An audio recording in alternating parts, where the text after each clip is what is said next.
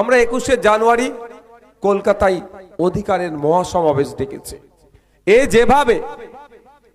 যেভাবে এসআইআর এর নামে পশ্চিমবাংলার ভোটারদেরকে হয়রানি করা হচ্ছে, এটা বন্ধ করতে হবে। এই মর্মে কলকাতায় আমাদেরকে দলবদ্ধভাবে সমবেত হয়ে এই প্রতিবাদ ওখান থেকে তুলতে হবে।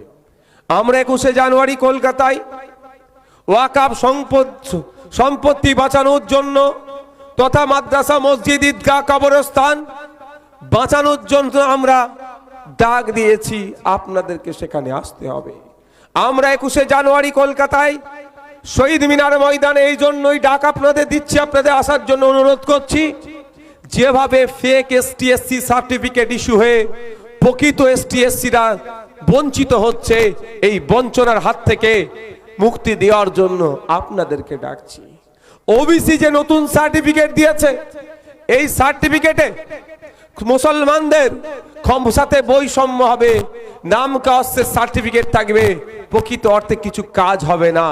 তাই এই সার্টিফিকেট বাতিল করে সায়েন্টিফিক ওয়েতে বিজ্ঞানসম্মতভাবে সার্ভে করে প্রকৃত অনগ্রসর শ্রেণীর মুসলমানদেরকে রঙ্গনাথ মিশ্র কমিশনের সুপারিশ অনুযায়ী 10% সংরক্ষণ দিতে হবে।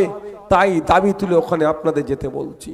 স্কুলে শিক্ষক নয়, হসপিটালে ডক্টর নয়, সিভিক ভলেন্টিয়ার ভাইয়েরা যারা একটা কনস্টেবল থেকে কোনো অংশে কম কাজ করছে না, এবং কনস্টেবল থেকে, পুলিশ থেকে সরকারি কর্মচারীরা তাদের হকের দিয়ে ঠিকঠাক পাচ্ছে না, তাদের অধিকার বুঝিয়ে দেওয়ার জন্য এবং বুঝে নেওয়ার জন্য আগামী 21শে জানুয়ারি কলকাতার রাজপথে আপনাদেরকে ডাকছি।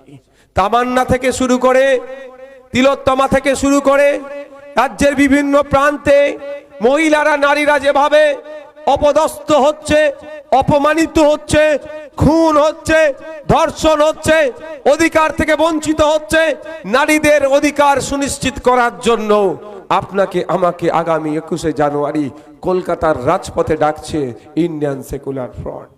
শুধু তাই নয়, যেভাবে জল জমি জঙ্গলের স্বাভাবিক অধিকার আদিবাসী ভাইদের ফরেস্ট রাইট অ্যাক্ট 2006 অ্যামেন্ডমেন্টের নামে আদিবাসীদের কাছ থেকে কেড়ে নেওয়া হচ্ছে, সেটা আদিবাসীদেরকে ফিরিয়ে দেওয়া হোক।